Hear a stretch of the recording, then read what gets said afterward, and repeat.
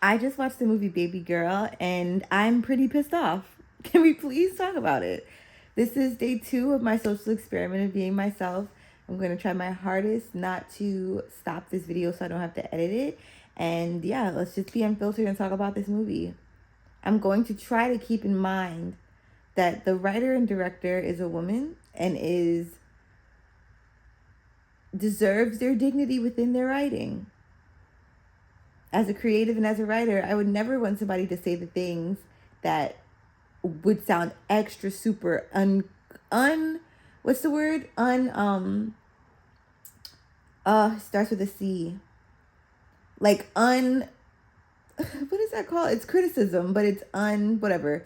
I would want productive criticism. That's not the phrase, but constructive. Fuck. God, fuck. Like I was stuck in my throat. Constructive criticism. So this is my constructive criticism, but also like what? Here are just a couple of okay. First of all, if you haven't watched the movie Babygirl, it's with Nicole Kidman and Antonio Banderas, and it's basically, I guess, about like kink and a dom sub, like I guess, partnership and dynamic. And I'm trying to think, had I not known, like, had I not seen all the hype, would my expectations have been different? But I have to remember that the people that were seeing this movie for the first time, this may be their first time being exposed to kink. And since I've been in a space where I've been exploring kink myself, specifically like dom and sub roles, I've learned so much, which is what makes certain things in this movie just not make sense to me.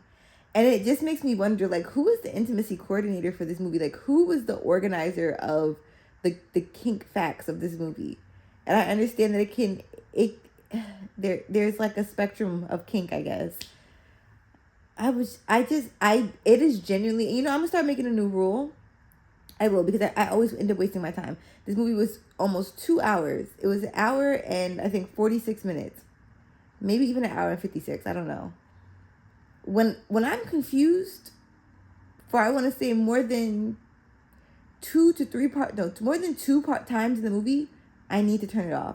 Why would my rules in life, right? Like I have a rule that if you're confusing me, or if I'm confused by what you're saying or doing, and like I'm continuously confused, I'm just gonna stop talking to you, because why? You're obviously confused. Because I was fine. I was not confused before we started talking, and before you started talking your bullshit. It's happened. And so this movie confused me in many ways. One, I guess I'll include spoilers. Basically, this lady is the owner of some tech company. There's a group of interns that come in. She has an assistant. The assistant brings the interns in. She ends up making eye contact with this guy that apparently had like stopped this dog from attacking her downstairs because he had a cookie in his pocket, and the dog wasn't even his, allegedly. The dog was somebody else's dog. The dog was actively, by the way, attacking a guy. And that should have been my first sign, yo. That should have been my first. I should have said in that moment, let me turn this off. Because where did the guy go? The dog attacked the guy, and then there were no consequences. He was just okay. That dog was like mauling that guy. Then the dog starts running up to Nicole Kidman. Then the random white intern comes and like saves her. She sees him upstairs. They give each other a look. Then some like mentorship is supposed to happen. Also, the interns are invited to, why do I feel like I have like drool right here? I know I don't, but it's frustrating me. I want to go like this. Like sauce or something? The fuck? The interns go to the Christmas party. But before that, there was something. Oh, he gets a mentor and he's in this mentorship. And he's like, oh, I was assigned you as the mentor. She has no idea how she was assigned the mentor. And I'm like, are you genuinely surprised? Because she seemed genuinely surprised. And also, like, she didn't want to be his mentor. She even skipped out on their second meeting after they had their first meeting in a room that was, I think, in the office. And he's like, oh, it's soundproof. I'm like, how did you know that she was into you and into this? Was it just the looks and the glances? Because he starts making out with her after their first meeting. And then she's like, I can't. Then, next thing I know, she goes to Antonio Banderas's. Oh, in the very beginning, they were fucking, and she was pleasuring herself afterwards because she didn't have her big O. And so that's how the movie literally started. And she was like on the floor listening to Korn.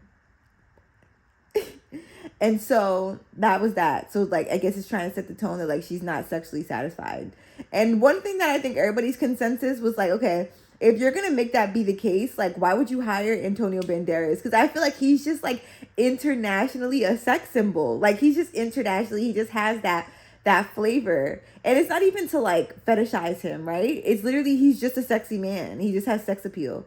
So I need to make sure this is the recording. Okay, great. So yeah, like that was very interesting. What else? Then she goes to his play that he's a director of, and they make a quick comment, and he's like, "Oh yeah, the last time you came to see me here in the theater that I'm directing is when you thought I was cheating on you." So she had thoughts that he was cheating on her. She's also in this therapy where I guess she's doing EMDR, and she's like trying to get, it's like the lights that go back and forth. I think that's EMDR. I'm not sure. I haven't done it, but they were showing some scenes of her like as a child. I guess I was so confused. There was a dog on top of her at one point. And then at another point, her assistant asked her where she got her name from, and she said that she was in a cult. Like she was born in a cult, and a guru gave her the name. But there's never much more touching on that. On Reddit, they were saying they feel like that was good because they don't want like kink and abuse to be synonymous. Like it doesn't, I guess studies don't show that just because you have a kink, like doesn't mean that you were abused as a child. Which I thought was interesting. I just feel like there's just so much to look into when it comes to kink, and I'm just so curious. I had gone down a rabbit hole as well about like if kink was originally stemming from a place of white supremacy, but I have done a lot of research, and I'm still doing research to figure out, mostly because of the whole like master slave dynamic. Like what the fuck is that about? I personally don't equate like pleasure to pain. I would love to see the dynamic or the statistics between like the different races and who participates in kink the most. That would be very interesting, because I have seen like a lot of, say, like white politicians have been exposed for having like very, very specific kinks, like the guy that dressed up with like the big huge titties, you know?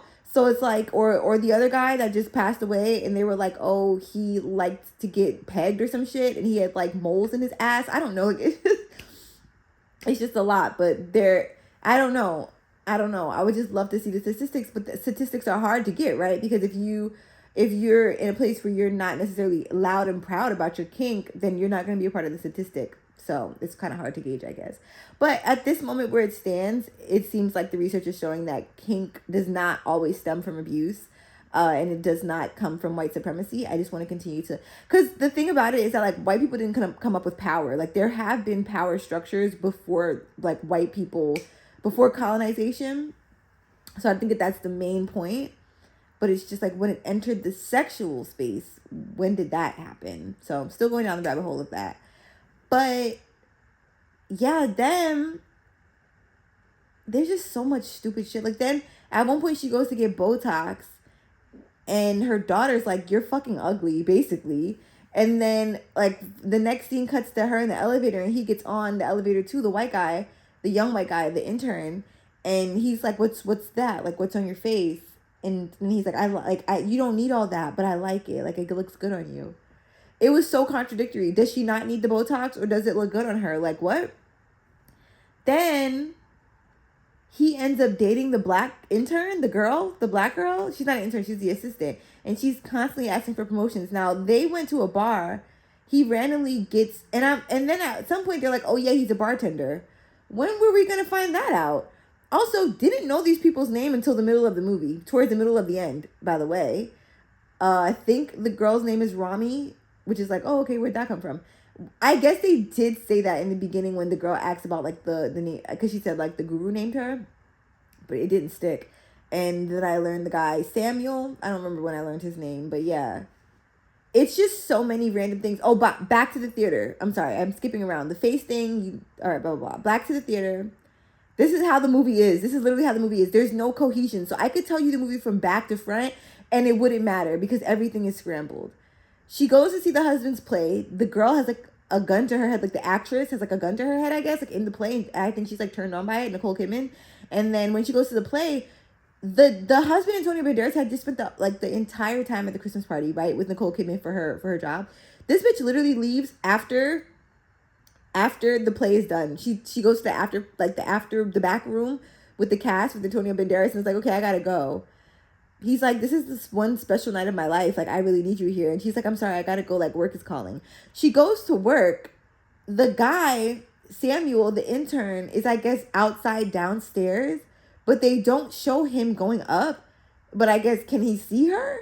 I don't get why she went to work. Like, did she pleasure herself? Like, there's no context as to why she went to work. Did I miss that? Somebody, please. That was the scene that aggravated me the fucking most. You could have stayed with your husband. Anyways, then she ends up at a hotel in the daytime. Like, what happened to work? It's literally daytime when she goes to the hotel. But when they get to the hotel, it's like it's night. It's so crazy. And then he's like, get on all fours, but she's acting like a brat. So I guess she has like the brat kink, or she has a middle kink. It's like little, you have like little, which is ages 1 to 7, and then middle, which is ages 8 to 14. I just learned this. So it's like she's acting like a teenager, I guess. I don't even know. I think she's acting like a brat. And he's like, get on all fours. And then like he makes her stand in a corner because she doesn't want to get on all fours, but then she does. And then he starts fingering her. And then at one point, she's like, stop. Like, it feels like I have to pee. Like, I don't want to pee. And I'm like, is she going to squirt? But they never say if she squirted. And she does have, like, I will say she was a really good actress when it came to her orgasms. But, like, everything else, I just feel like everybody's acting, except for Antonio Banderas. When he went off on her, that was very interesting. There's a part at the end where they make it seem like he's about to have a heart attack. But it's like the writers changed it at the last minute. I was like, no, we're not going to let him have a heart attack. We're not going to let him die. It's actually going to be a panic attack. But then the guy, like, oh my God. No, I know I just skipped ahead, but I just need to talk about this. Like the guy, no, I'm sorry. I shouldn't have skipped ahead. I'm going to go back a little bit because this is just fucking ridiculous. At one point, the black assistant brings the guy, Samuel, the intern, because they're dating now, brings Samuel to the boss's party for their daughter, the Sweet 16, who has a lesbian daughter who told her she was ugly, who was cheating on her girlfriend, I guess. And then they also randomly go pull out a skunk out of the pool that died in the pool, by the way. I fast forwarded that, so I don't really know what the dialogue was about that. But there's a scene where the mom, the lady, Rami, Nicole Kidman, goes to the kitchen. Samuel, the intern, goes to the kitchen. Rami, why the fuck did she start, like, hitting him? Like, you're with her? She's like, you're with her? You're mine. I really want you to be mine. Like, you're with mine. And then she's, like, all up on him. And then the intern, the assistant, the black girl, comes in and is like, are you guys okay? She slams a random glass, by the way, Nicole Kidman, which came out of nowhere. She didn't have anything in her hands because she's literally hitting him, unless I missed it, drops glass all over the floor. He picks it up. She's like, yes, please pick it up. It was just so confusing. At one point, they go to the club, and then when they get home, like, oh, before that, Nicole Kidman, literally, Antonio Banderas is trying to have sex with her. She's like, he said, you want to have sex? She's like, yeah, they kiss. She starts punching him and she's like, you never make me orgasm. You never make me orgasm. And then what? Gets up and leaves? He's like, baby, are you okay? What the fuck? I will say before that, there was a moment where they were about to have sex, like before she did have sex with the intern. And she said that she wanted to have sex while watching porn. He said, okay. And then they never did it. And she's like under these covers like a ghost. And then he's like, okay. And then he grabs her face. And then she's like, I want to hide my face. So then she hides her face. She's like, I'm shy. I'm embarrassed. She hides her face under the pillow. And he's like fingering her. But he's like, I can't. And he's like about to finger her and like doing stuff. He's like, I can't really like. I want to see your face. But she doesn't just say explicitly, this is my kink. I want to do this. Like, I still don't really even get why she didn't pull up the porn when he said okay. And she just went and cheated on him. It was so confusing. And then he acknowledges the thing. He's like, so did you mean what you said when you said, like, I never make you orgasm? And she's like, no, I've been with you for 19 years. Like, I didn't mean that.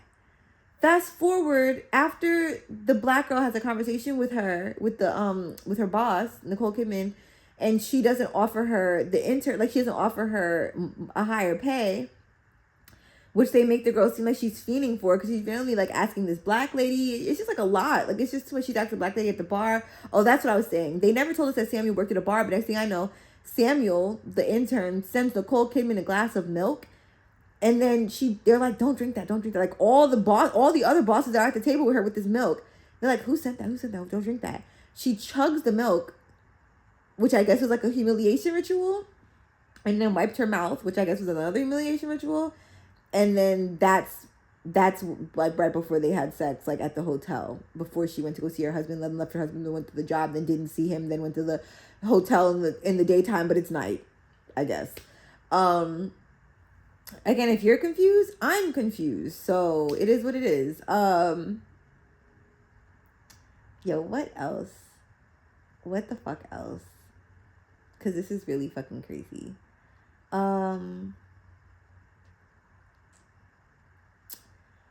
At one point, the black girl, she comes over to her house. Oh, yeah, then the intern came over to the house, to Nicole Kidman's house, and he's like, oh, I wanted to bring your laptop to you. But he meets the kids, and then they're like, oh, come to the back. Like, let's show you this outhouse. Like, you'll love it.